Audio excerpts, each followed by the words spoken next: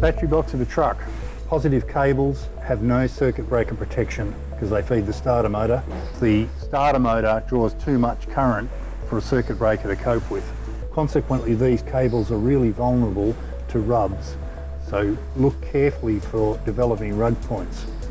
In this battery box there are many add-on cables.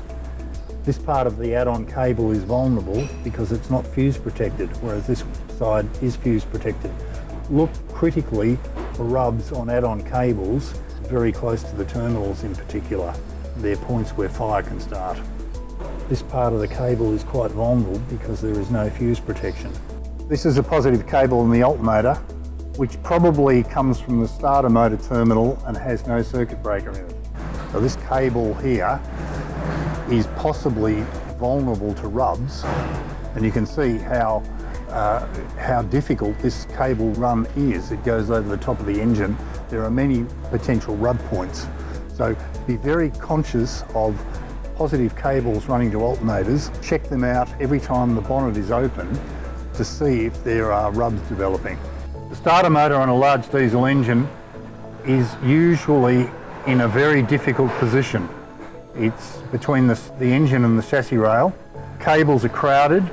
The terminals are hard to check. It's a point of vulnerability. The rub on any of these positive cables may well cause a fire. This is a must-check point when it's in the workshop. There are often positive cables running up the firewall of the truck. You can see them here in red. Those cables are probably not electrically protected and they're a potential risk point for rubs. So in the workshop, scrutinise those cables and check that they're not rubbing against metal surfaces. Electrical conduits, such as this split conduit, often burn freely, so they can provide the fuel for a fire at a rub point. The cable itself, the insulation there, is probably flame retardant, but the conduit probably isn't. This is a problem. Ask your electrical supplier to produce a conduit that has flame retardant properties, because it will take away that fuel load. This battery box has fuses for the alternator and the cabin, and that's great. That means that the cables that run to the alternator and the cabin are protected and won't start a fire if a rub occurs, because the circuit breaker will pop. The main starter motor lines are not protected on any truck, and they're vulnerable between here and the starter motor. This battery box has a separate protector that's been added to make sure that the buzz bars on top of the battery don't come close to any rub point.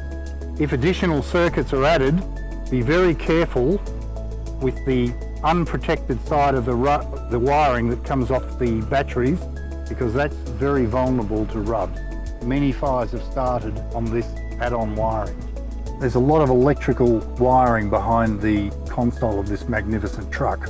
In this area we'll find circuit breakers and relay installations.